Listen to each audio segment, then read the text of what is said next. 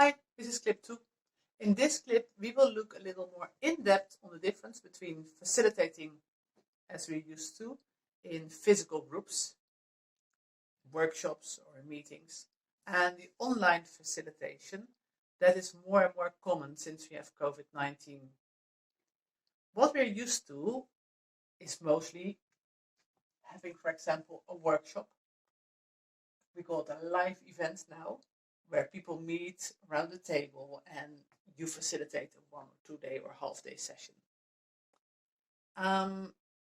There's advantages to that. When you're in the same room with people, you can feel the energy. You can have a one-to-one conversation. You can improvise a little bit. You can make the break longer. You can use flaps and put them on the other side of the wall. That's going to be different when we do online facilitation. You'll see that. After that meeting, we sometimes had not so much together, or we'd be emailing, and then we would have another meeting. So there were more steps to physical meetings that we have. Now we've got some experience with online facilitating, and we see that having a full day or even a 2-day online meeting is too much. People can't focus, people can't keep the energy. So it doesn't work to just transfer it to online meetings. So what you can do instead is, this is an example, start with an online synchronous meeting. When we say synchronous, it means we're there all together. So everybody is at the same time interacting with each other. You'll see that's different from asynchronous, where we'll talk about later. That can be in Zoom or in Teams, and it's the same structure as when we met up. You make a plan, you have conversations. And of course, in 2 hours, you can't do everything that you used to do in 1 or 2 days. But the idea is that people also work online asynchronous.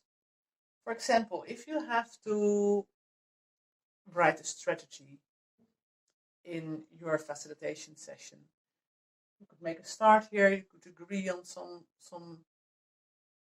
points, and actually write the strategy online in a document.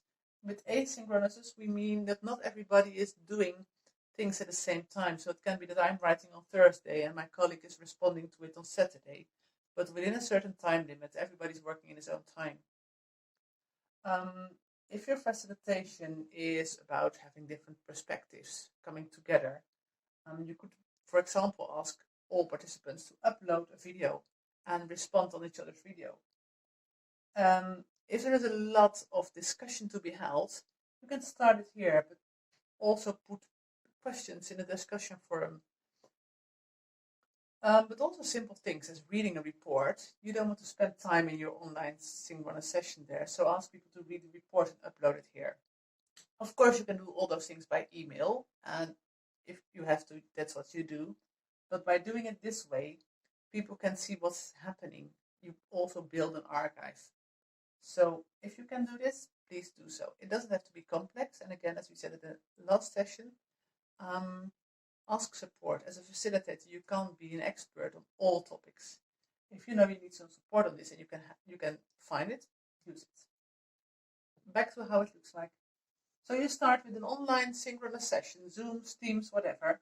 You ask people to work in the week to come or in the 10 days to come on certain topics online. Maybe people have Skypes or Zooms in small groups.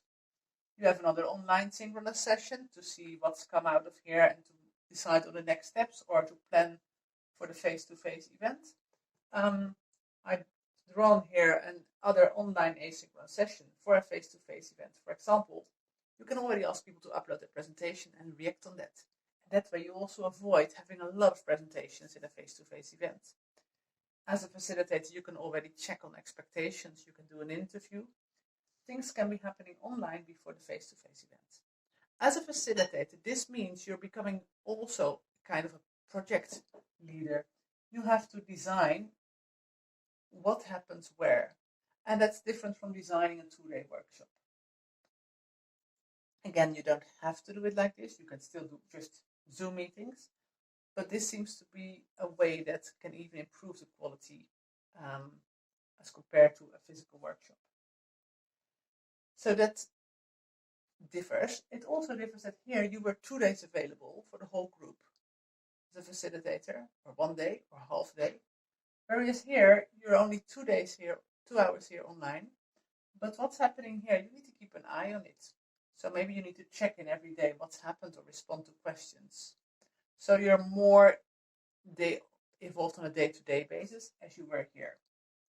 Which also means you can be flexible. When you see things happening here, you can still be flexible on this. So actually the flexibility stays, but it's less as flexibility on a very direct basis. This is how we see online facilitation. And of course, there are some tools that can help you. We'll see that in the next clip.